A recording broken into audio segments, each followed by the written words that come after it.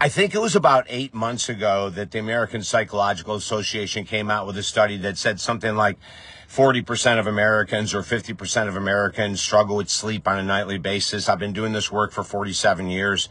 In my estimation, it's about 65 to 70% of people that struggle either with falling asleep, staying asleep, or both. So I'm going to give you a couple ideas. There's a new study that came out that talked about screen time prior to sleep, and it's great news for people that are truly dedicated to improving their sleep, and it sucks for those people that just love to scroll at night. So the new study said that those individuals that stay away from any screen whatsoever for 2 hours before they go to sleep have this massively increased intake of perfect sleep nights. 2 hours of zero screen time before you go to sleep has responded with the most incredible benefits for people who struggle with sleep, right? So that's number one. Number two, no caffeine after 12. I saw a study the other day that said no caffeine for people that have struggle sleeping after noon, after 12 noon. So let's write these down because these things can have major effects on your ability to sleep and your ability to overcome or recover from a bad night's sleep. Number three, now this is a huge one, and this is one that I fall victim to on a regular basis.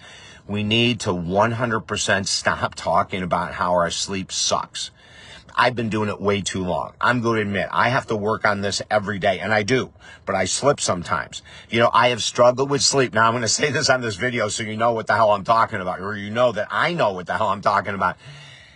Ever since a child, I do not ever remember a year in my life where it was easy to sleep. I have no clue of why. I've gone to sleep clinics. I've done the overnight sleep studies. I've done everything in the world, and there's no answer. No one has a freaking clue of why David Essel is such an outrageously light sleeper. I've done all the emotional work and everything else that I encourage people to do, and it still doesn't work. So here's the thing. When we stop talking about that we suck at sleep, when we stop talking about, I'm just a really light sleeper, I never get enough rest. When we stop talking about, well, you know, if I actually slept at night, I'd go to the gym. I just don't have the energy. Every time we say that to someone else or ourselves, we're deepening our sleep issues. We're making them bigger than they are. And we do this like I did for 20, 30, 40 years. You know it's going to be a battle because the subconscious mind has said, David, wait a minute.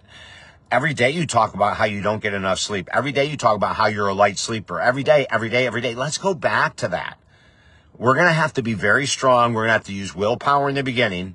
And we're going to have to talk to people who we talk to about our sleep on an honest basis. You know, I did that the other day. I've got a great friend, and he and I talk on a regular basis, and he struggles with some things, and I struggle with something. One of the things he always says is, David, how the heck are you doing with your sleep? I know a couple of weeks ago we talked, you were going to try a new sleep supplement, and it seems like our conversations, and we found this out at the end, he agreed with me, they're always starting with, he's having a hard time losing weight, I've never been able to sleep great, and we get into these discussions. And I said to him the other day, you know, I was journaling going, oh my God, you and I are talking always about our challenges. And there was silence. And I didn't know if he agreed with me or not. And all of a sudden he said, damn it, I never looked at it that way.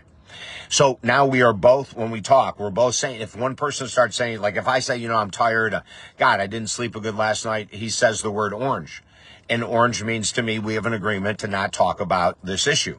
And if he talks about, geez, you know, I went 3 weeks without any sugar and I didn't see any weight loss, I just say orange. And he goes, oh yeah, right, orange.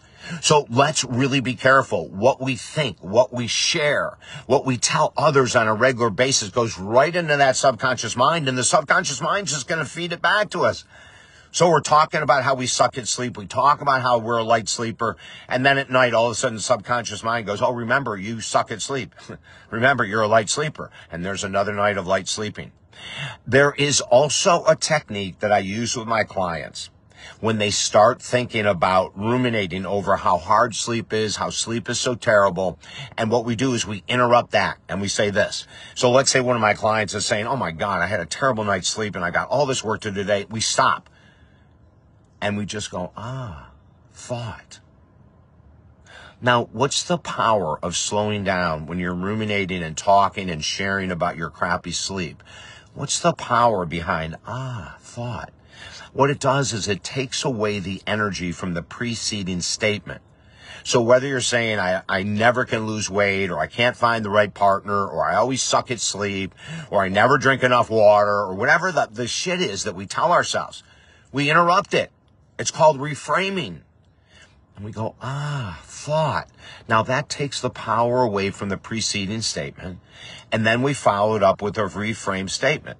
It might be for me something like, thought. I'm going to shut down all screens at 7:30 tonight. So I go to sleep at 9:30. And I'll practice guitar, I'll read a book, I'll do something, right? Like, this is what thought does. It gives us a break, and then it allows us to reframe in writing how we're going to try to improve, or I shouldn't even say try, how we're going to improve our situation. Now think about this. For 10, 20, 30 years, you say, I can't lose weight, I can't stop this addiction, I can't sleep, I never can have enough money, I never can find the right partner. And then after every time a thought comes up, we go, thought. Let me read about how I can become the best partner. Isn't that an interesting thought? Instead of looking for the best partner, you say, thought. Let me read up. I'm going to Google. What do I need to do to become the best partner in a relationship? So we use this, all this stuff that we're talking about is the same, right? We're reframing. We're taking that negative that we love to talk about, how we struggle, how we struggle, how we struggle. And we're feeding the subconscious mind with that struggle. And sleep is a huge one. So I really hope that this helps. I hope you'll take this to heart. I hope that when you go to sleep at night, you're going to take a big breath and say, oh my gosh, this was great. I was an hour off of screen time and I never am. I was an hour off of screen time for an hour and 20 minutes for the first time in my life. You know, we start to look for tools to help us break through those sabotaging habits. And sleep is a huge sabotaging habit. Mentally cleanse anything that has to do with talk about terrible sleep. Get rid of it. Thought. Reframe it. Yes. In the morning, 60 minutes of no screen time, followed by breathing, followed by meditation, followed by writing your positive expectations for the day. This can literally change your life in 90 days. If you need help, I'm offering everyone a free 20-minute session on the phone right now. Go to talkdavid.com or davidessel.com. Go to the Contact Us page, send an email. My team will set up the free call in a very short period of time, and we'll start to help you. Also, at that same website are 5 of our top 16 best-selling books that I'm sure will have information to help you regardless of what you're going through. I'm David Essel. I look forward to helping you. Have a beautiful day.